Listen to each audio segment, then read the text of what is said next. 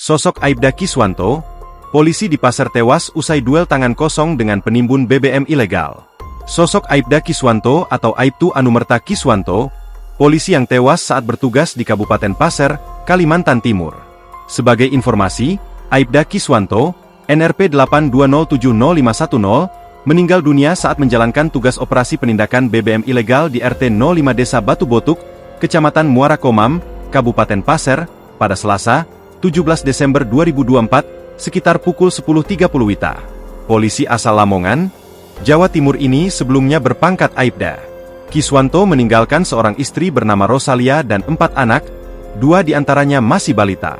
Putra pertamanya masih kuliah, anak kedua sekolah di bangku SMP, anak ketiga di bangku TK, dan si bungsu baru berumur 3 bulan.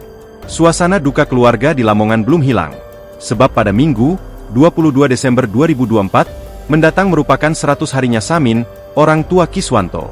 Sementara ibunda Aibda Kiswanto, Semi sudah terlebih dahulu dipanggil Yang Maha Kuasa pada 4 tahun lalu. Kini Aibda Kiswanto menyusul kedua orang tuanya. Aibda sendiri dimakamkan di Lamongan, tepatnya di sebelah timur makam ibunya, di pemakaman Desa Trepan, RT 02 RW 02 Kecamatan Babat, Lamongan. Almarhum dikenal sebagai pribadi baik oleh rekan sesama institusi kepolisian, yang memiliki dedikasi tinggi dalam menjalankan tugas. Selama bertugas di instansi kepolisian, khususnya di wilayah hukum Polres Pasir, almarhum dikenal sangat baik dan berdedikasi tinggi serta selalu semangat dalam bertugas, terang Kasih Humas Polres Pasir, Ibtu Iwan, Selasa, 18 Desember 2024. Aibda Kiswanto mengawali karir di institusi kepolisian di tahun 2003, sebagai bintara di Polres Pasir. Dari rentan waktu itu, Kiswanto kemudian dipindah tugaskan ke Polsek Batu Sopang pada tahun 2011. Kemudian di tahun 2015, almarhum bertugas sebagai pejabat sementara Kepala Sentra Pelayanan Kepolisian Terpadu, PSKA SPKT, 2 Polsek Batu Sopang, tambahnya.